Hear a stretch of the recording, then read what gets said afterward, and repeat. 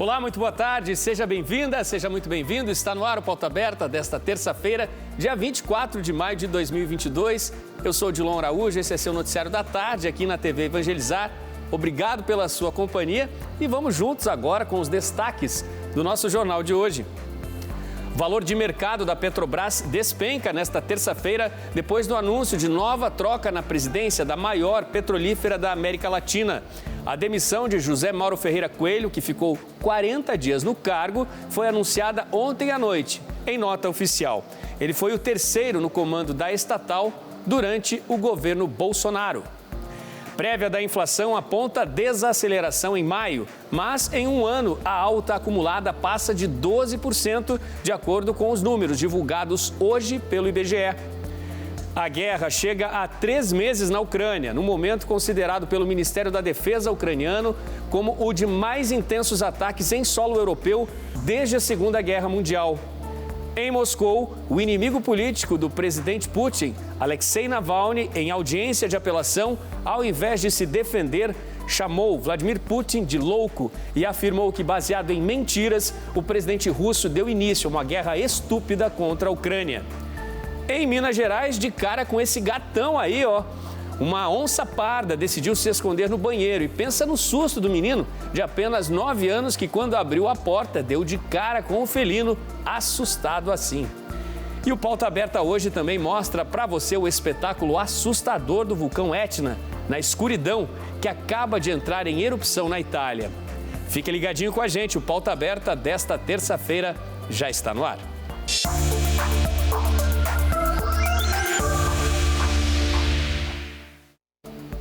O IPCA 15, que é a prévia da inflação, desacelerou em maio. Os números do IBGE foram divulgados nesta terça-feira. A estimativa veio um pouco acima do esperado. Expectativa 0,45%. Realidade 0,59%. No mês passado foi registrado taxa de 1,73%. Apesar da desaceleração frente a abril, foi o maior número para meses de maio desde 2016, 0,86%. A passagem aérea foi o item que mais subiu, seguido dos remédios, produtos de higiene pessoal e a gasolina. A boa notícia veio da habitação, menos 3,85%. Influenciado pela bandeira verde, a energia elétrica teve um recuo mais expressivo, de 14,09%. Com o resultado de maio, já são 9 meses seguidos com a inflação anual rodando acima dos 2 dígitos. Das regiões analisadas, a maior variação foi verificada em Fortaleza, com avanço de 1,29% na prévia para maio. O menor avanço do IPCA foi registrado em Curitiba, 0,12%. Na Petrobras, continua o troca-troca na presidência da empresa. José Mauro Ferreira Coelho foi demitido. Ele ficou apenas 40 dias à frente da maior petrolífera da América Latina. A demissão do terceiro presidente da Petrobras na gestão do governo Bolsonaro foi anunciada pelo Ministério de Minas e Energia em nota oficial. José Mauro Ferreira Coelho ficou apenas 1 mês e 10 dias no cargo.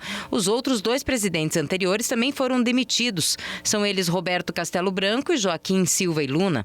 As justificativas do governo para as demissões foram as consecutivas altas dos combustíveis. Para o lugar de José Mauro Coelho, o governo indicou Caio Mário Paes de Andrade, auxiliar do ministro Paulo Guedes no Ministério da Economia, onde ocupava o cargo de secretário de Desburocratização.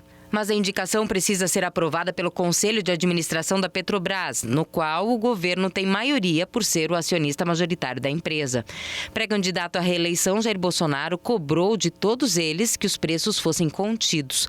Mas a Petrobras está submetida ao critério de paridade internacional, política adotada pelo governo Michel Temer em 2016, que faz o preço dos combustíveis variar de acordo com a cotação do barril de petróleo no mercado internacional e das oscilações do dólar. Segundo a nota do Ministério, Andrade é formado em Comunicação Social pela Universidade Paulista, pós-graduado em Administração e Gestão pela Harvard University e mestre em Administração de Empresas pela Duke University.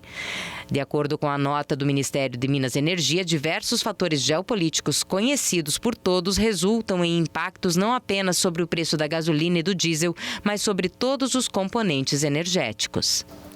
Com o anúncio da demissão de José Mauro Ferreira Coelho, o mercado financeiro ficou agitado, nesta terça-feira. A Bolsa de Valores operou em forte queda ao longo do dia. Pouco antes das 2 da tarde, por exemplo, o índice da Bovespa indicava forte recuo de 1,24%. Neste momento há uma recuperação, eu já vou trazer detalhes para você. As ações da Petrobras caíam no começo da tarde mais de 4%. Apenas para fazer uma comparação, ontem a Bolsa fechou em alta de 1,71%, acima dos 110.340 pontos. Hoje, neste momento, nós estamos perto do fechamento. A Bolsa está operando em 0,43% negativo, Ela está retomando pontuações aí nestes últimos momentos do pregão. Estava operando em 0,70%, 0,55% e agora retomou um pouco. As ações em mais fortes quedas hoje foram da Azul, menos 6,88%, e da CVC, menos 6,3%. A Petrobras, as ações giraram em queda de menos 3,53%.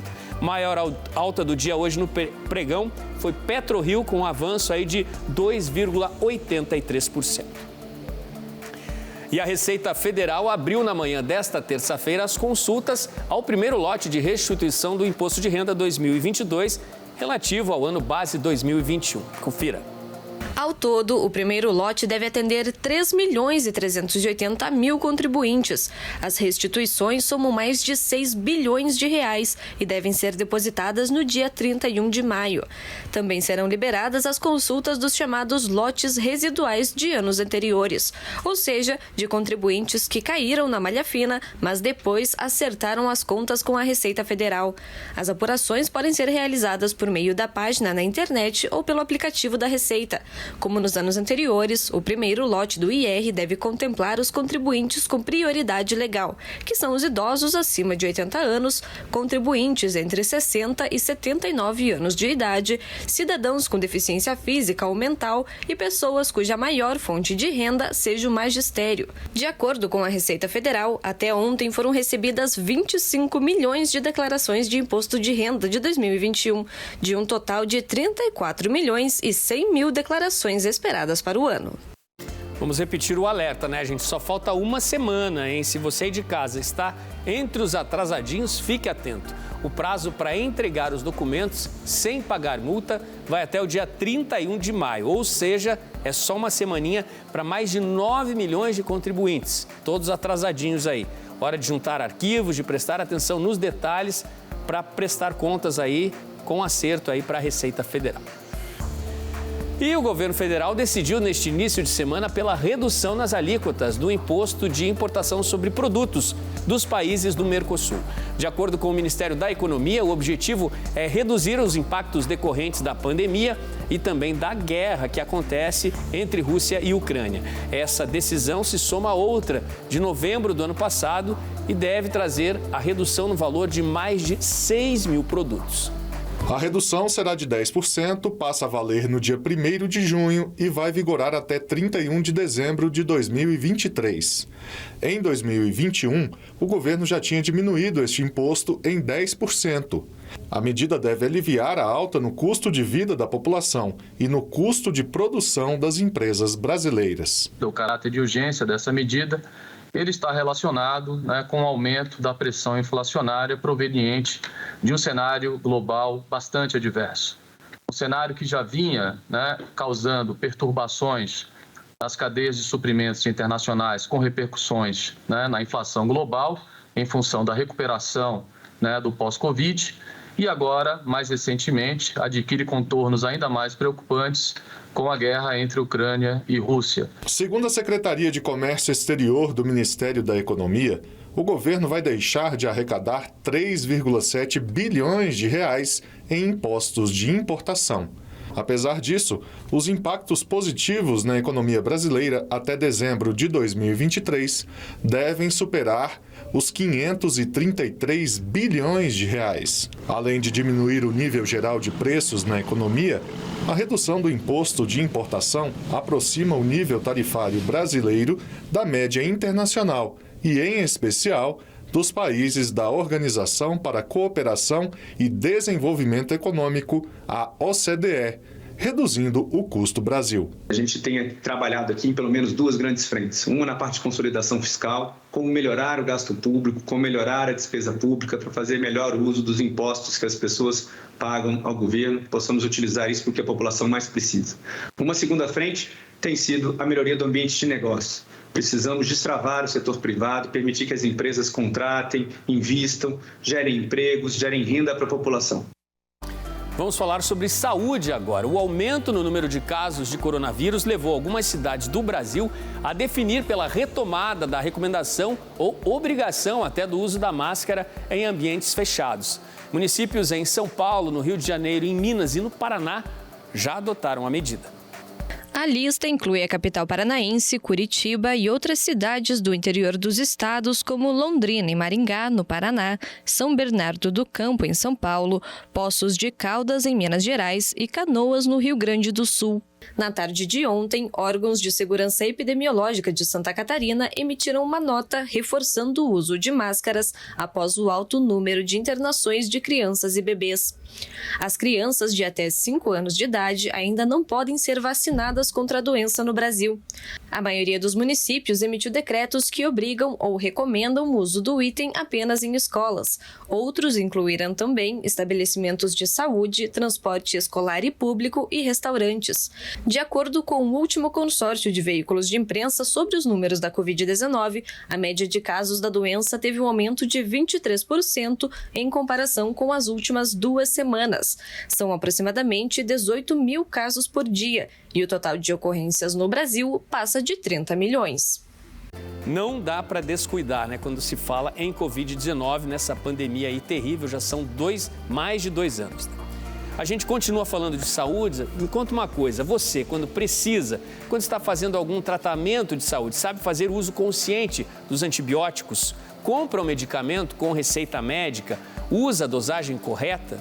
Pois saiba que este é um dos caminhos para evitar a proliferação das chamadas superbactérias. Estudos recentes mostram que elas já estão mais resistentes e, de acordo com informações da ONU, se nada for feito a partir de 2050, as infecções por bactérias poderão matar até 10 milhões de pessoas no ano.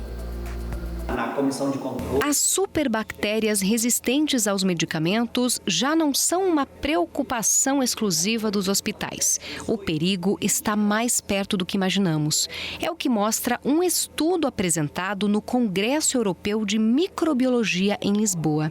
Os cientistas descobriram que pode ocorrer a transmissão de animais para humanos. Conversamos com o coordenador do Comitê Brasileiro de Testes de Sensibilidade aos antimicrobianos para entender por que isso acontece. Como na produção animal, em países como o Brasil, ainda é permitido o uso de antimicrobianos como melhorador de desempenho, né? Essas drogas são utilizadas na ração desses animais, não para tratar a infecção, mas sim para eles ganharem peso, você vai selecionando somente bactérias resistentes nesses animais. O CDC, o Centro de Controle de Doenças dos Estados Unidos, ele estima que 1/4 das infecções por bactérias multiresistentes provém de animais. E o resultado para a saúde dos humanos é alarmante. Você pode desenvolver uma infecção por bactéria multiresistente, né? Que pode desde uma intoxicação alimentar, que vai ser mais difícil de tratar, e aí você pode ter que tratar com antibióticos mais potentes e potencializar o risco de desenvolver uma bactéria multiresistente. Estudos apontam que as infecções bacterianas resistentes aos antibióticos poderão causar 10 milhões de mortes no mundo todo a partir de 2050. Mas os especialistas alertam que hoje já estamos próximos a esse número. Uma ameaça que precisa ser controlada.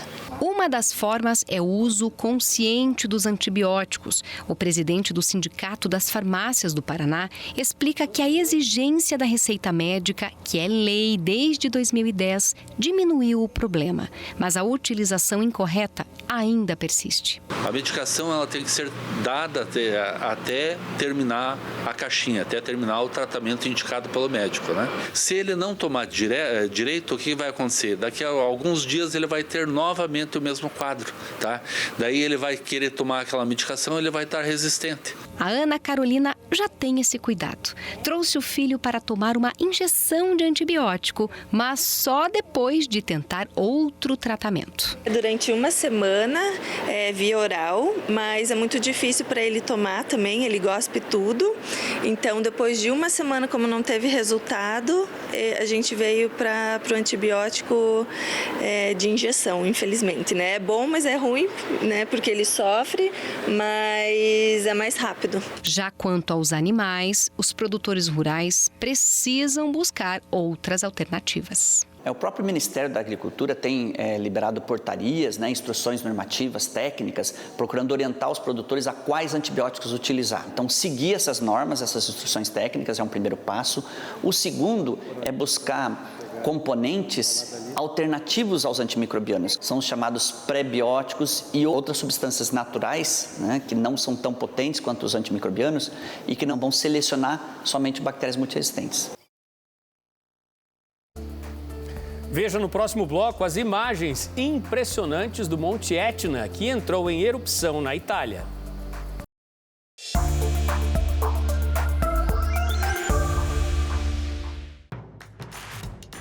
Não perca mais nenhum vídeo da TV Evangelizar. Inscreva-se agora.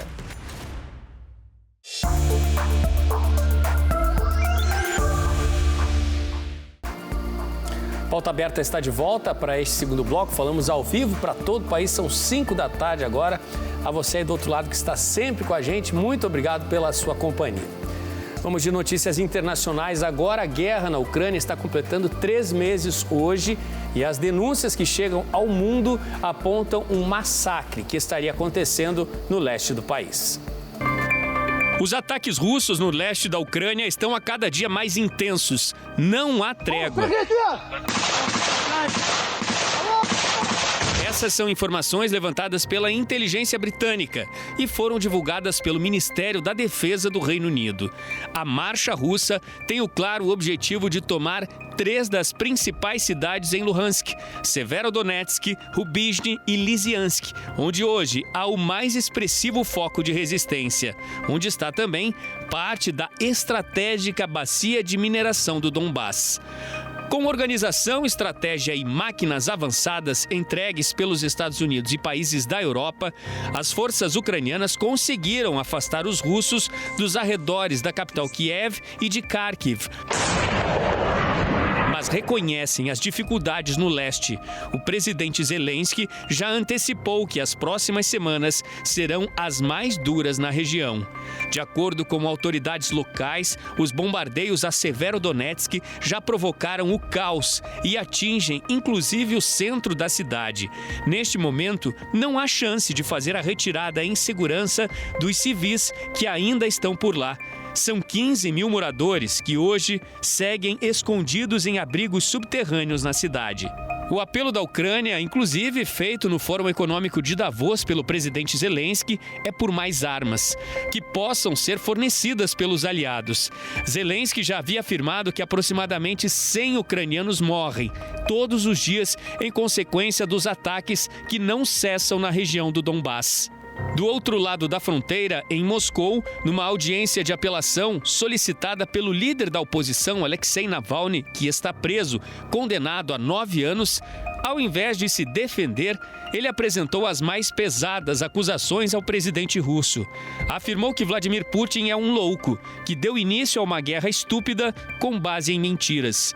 O Conselho de Segurança da Rússia declarou através de seu secretário que todas as metas determinadas para esta operação na Ucrânia serão cumpridas e que não há prazo para isso.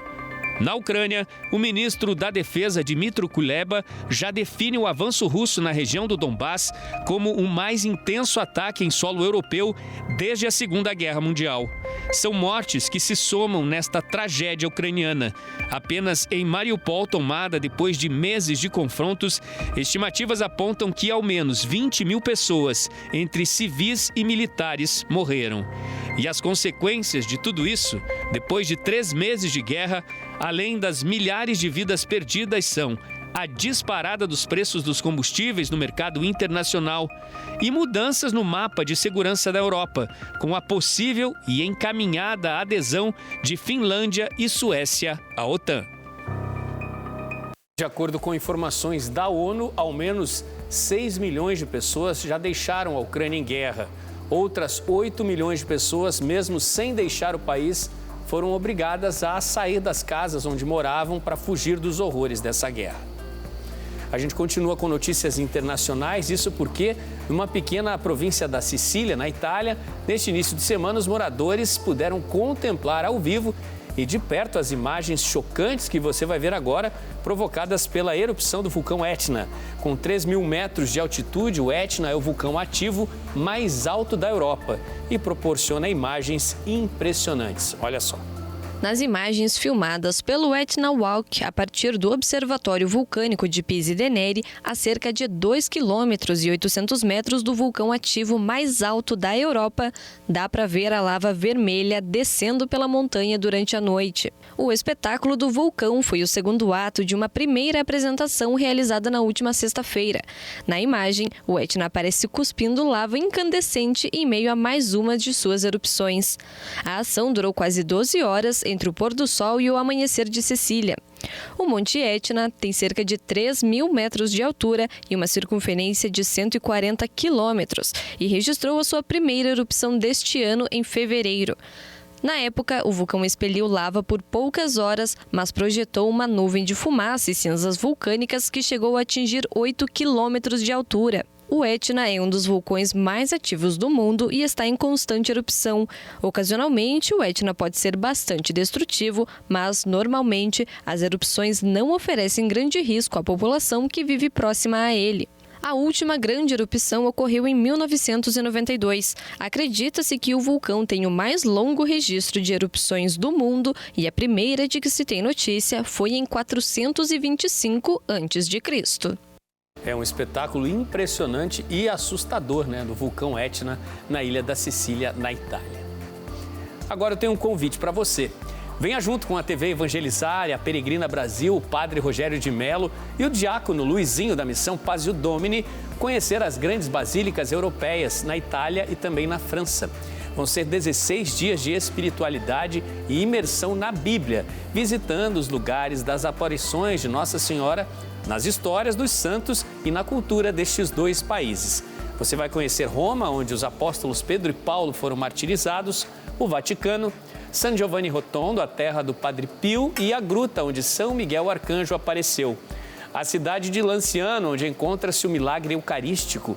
Assis, terra de São Francisco e Santa Clara, e Cássia, cidade de Santa Rita, conhecida como a Santa das Causas Impossíveis.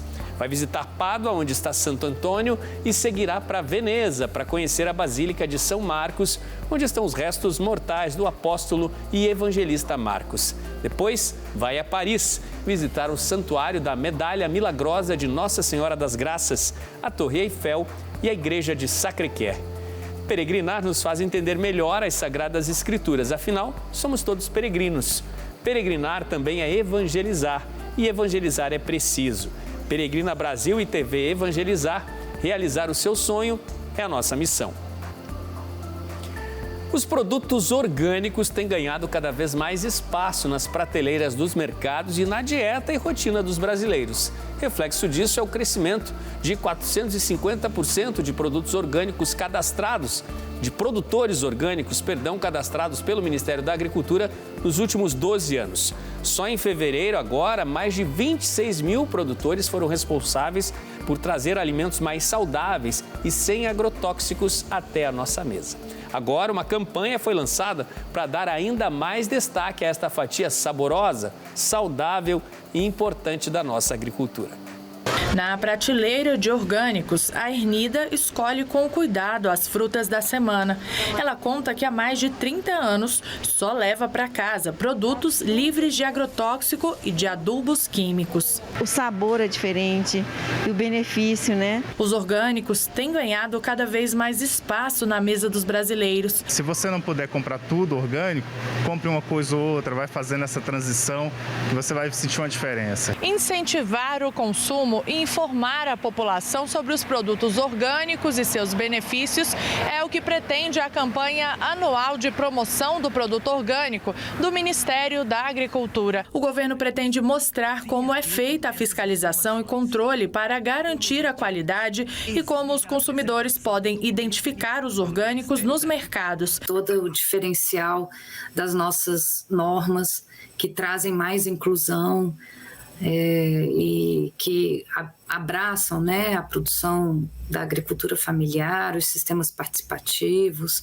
e a certificação por auditoria como formas de controle e maneiras de garantir a qualidade orgânica para os consumidores brasileiros e para o mundo também. Há cerca de 26 mil produtores de orgânicos no país. Houve um crescimento de mais de 450% no número de produtores cadastrados nos últimos 12 anos. Hoje, o reconhecimento da necessidade, né, para ter uma alimentação mais saudável, mais justa, é muito grande.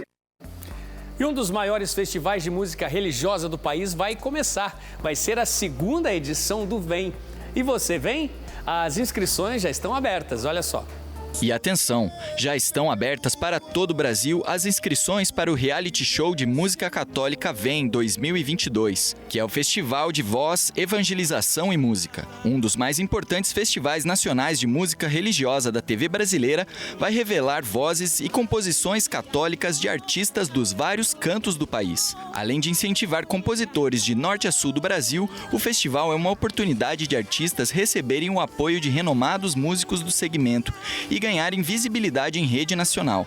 As inscrições só podem ser feitas até o dia 27 de junho, pelo site www.vemfestival.com.br. Para participar, você precisa gravar um vídeo interpretando uma canção inédita com temática católica e compartilhar o link do material gravado na hora da inscrição. Então não perca tempo, né? Agora é hora de você preparar a sua música e se inscrever. Futebol, pela Libertadores da América, a caminhada na primeira fase termina hoje para 3 times brasileiros. 2 deles, Palmeiras e Flamengo, já classificados. O Bragantino ainda com chances de garantir a vaga nas oitavas. No estádio Gran Parque Central, o Nacional recebe o Bragantino. A partida está programada para as 7h15 da noite. Às 9h30 da noite, no Allianz Parque, o Palmeiras recebe o Deportivo Táchira. No mesmo horário, no Maracanã, o Flamengo joga contra o Sporting Cristal. E pela Sul-Americana, na Vila Belmiro, a Vila Famosa, o Santos joga contra o Banfield. A partida está programada para as 7h15 da noite. E às 9h30 da noite, a LDU de Quito joga contra o Atlético Goianiense. O Inter recebe o 9 de outubro. Você viu aí também os jogos da Sul-Americana dessa noite. Santos, Internacional e Atlético Goianiense são líderes nos grupos e jogam hoje com ótimas chances de classificação. Lembrando aqui que na Sul-Americana passam apenas os primeiros colocados de cada grupo. Eles vão disputar as oitavas de final com os terceiros colocados das fases de grupo da Libertadores.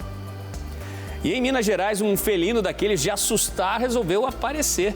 A onça parda, ou puma, foi encontrado no banheiro de uma escola em Nova Lima, na Grande Belo Horizonte. Quem poderia imaginar? Se alguém te contar que viu uma onça dentro de um banheiro, você acreditaria nessa história? Isso aconteceu. David Miguel, de 9 anos, estava jogando futebol na escola, quando de repente resolveu ir ao banheiro. Levou um susto daqueles, porque deu de cara com uma onça parda.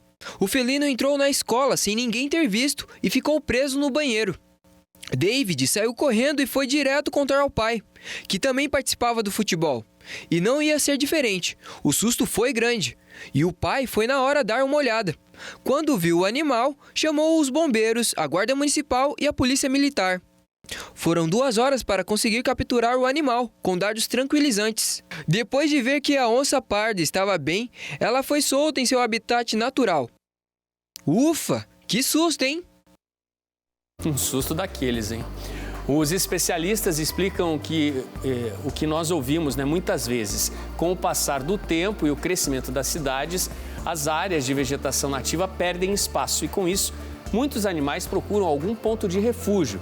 Foi exatamente o que aconteceu com essa onça parda com o puma em Minas Gerais. Sustão também para o menino de 9 anos, né, ao abrir a porta do banheiro, imagina. Gente, agora eu quero trazer para vocês a informação a respeito da Rota das Catedrais que ocorreu, uma aventura que ocorreu entre Londrina e Maringá, no interior do Paraná. Confira.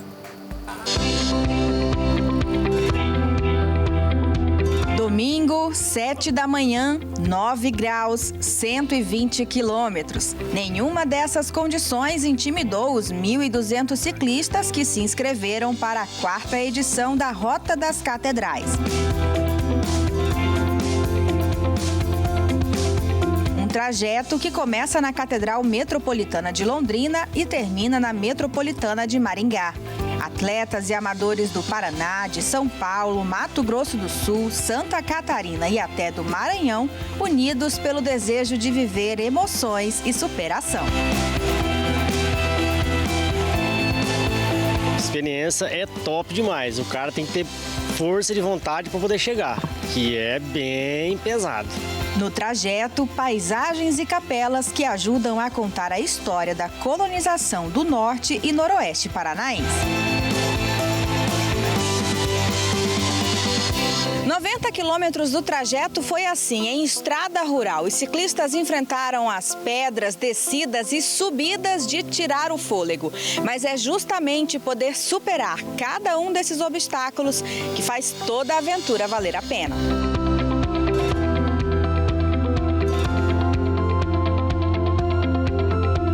Muita paisagem bonita, né? A gente está direto na cidade, então não tem esse contato. Então, quando a gente participa desses eventos, dá para tirar um momento ali e curtir a paisagem. Os primeiros ciclistas concluíram o trajeto em 4 horas. Os últimos chegaram no fim da tarde.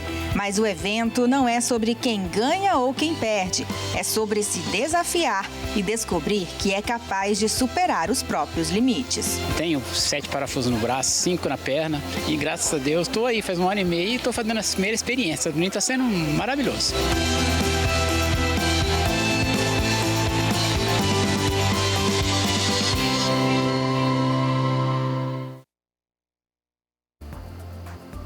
Que aventura, hein, gente? Eu diria mais que privilegiados esses aventureiros. Bem, depois da missão vencida, né, nessa Rota das Catedrais, a gente hoje se despede. Ótimo fim de tarde para você, obrigado pela companhia e até amanhã à tarde aqui no nosso Pauta Aberta na TV Evangelizar. Tchau, tchau.